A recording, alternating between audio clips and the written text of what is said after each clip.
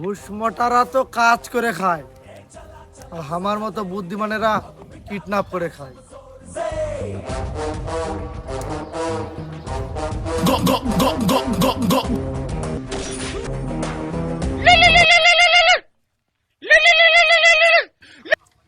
Hello, কে?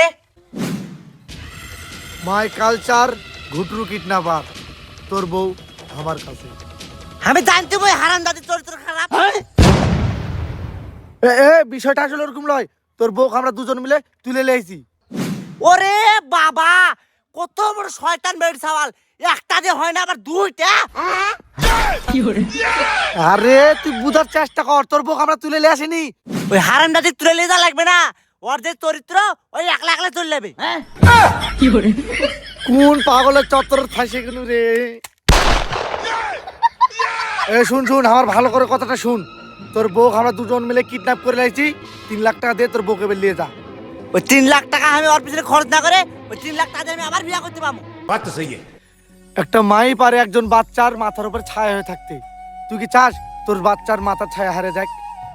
এই ঠান্ডার সময় আমার বেটার কোনো ছায়ার দরকার নাই। আর যদি ছায়ার দরকার হয় ওকে আমি হাড় থেকে 3-4টা ছাতা আনি দেবো। তাও ওই হারামজাদির কোনো দরকার নাই। Phone cut. ভগবান থাক। ওই ওর স্বামীর কাছে ওর কোনো মূল্যই নাই। মনে হয় না আর স্বামী ওকে 3 লাখ টাকা দিবে। দরকার নাই, ওকে কর জঙ্গলে ফেলে দেয়। আমার তো বাড়িতে বউ নাই, এখন বিয়ে করে লি। কি আর করবো, করেলে বিয়া। আমার তো বউ নাই, ওকে আমি কিডন্যাপ করে লেছি। আমি পছন্দ করছি, তুই কেন বিয়ে করবি রে? না, আমার পছন্দ লাগছে আর আপনার বিয়ে করার বয়স শেষ। আমি আর বিয়ে করবো। আমার বিয়ে করার বয়স শেষ মানে? ওকে বল, আমার দুনিয়ার ভিতর কাক পছন্দ, ওকে বল। এই তুই কাক পছন্দ রে? তোমাক পছন্দ।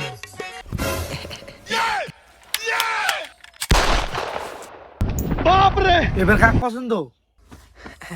তোমাক পছন্দ। তোর স্বামী এমনি বলে না রে, তোর চরিত্র খারাপ।